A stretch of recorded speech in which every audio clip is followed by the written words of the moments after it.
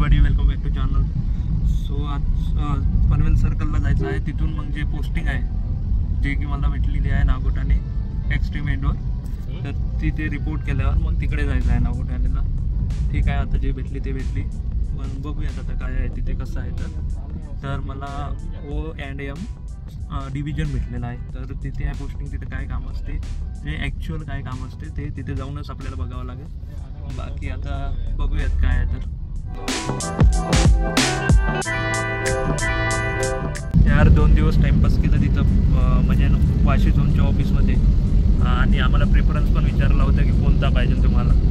तर सगळ्यांनी ते अर्ध्या लोकांना विचारलं, मग थांबून ठेवलं आणि त्यांना पोस्टिंग द्यायची होती तशी दिली. म्हणजे मुलींना सगळ्यांना जवळजवळ देऊन दिलं आणि मुलांना दिलं बाहेर बाहेर बाहेर बाहेर. आणि इथं मग राहिलेली जागा वगैरे असेल आणि काही कॉन्टॅक्ट वगैरे असेल त्यांना देऊन दिलं.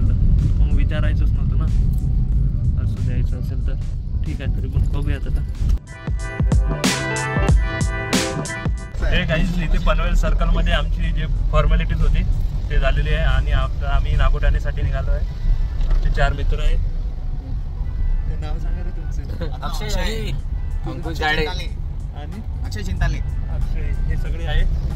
तर बघूयात आता तिथं जाऊन काय प्रोसेस वगैरे आहे ते करणार, आणि मग राहायची सोय वगैरे करतो म्हणणे ते. तर बघूयात आता. बढिया मौसम तर चांगला आहे, पण यार एवढं मोठं लगेच घेऊन आणलं मोठं वाट लागली. जे येतात तिथं आपलं फक्त राग घ्यायचं बढिया झालं पाहिजे. हो का? भेटला मला काल. काय गोष्ट करतो?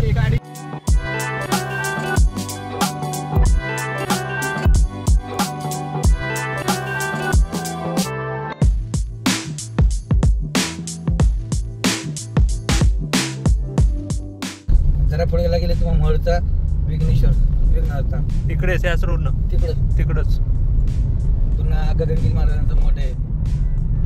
खोपोलीला मस्त आहे. फायनली इथं सबस्टेशनला पोचलेलो आहे आम्ही.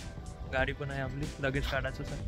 पहिले इन्व्हर्ट करून घेतो साईन वगैरे. सब HR सेक्शनमध्ये जात आहे सध्या. तर बघूयात आणखी किती टाईम लागते तर इथे.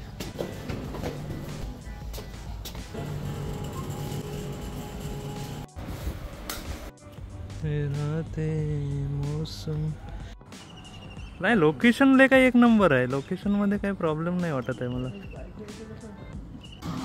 ठीक आहे, फायनली आम्ही इथं आलेलो आहे कॅन्टीनमध्ये नागोठाणेमध्ये. यांचे दोघांचे आलेले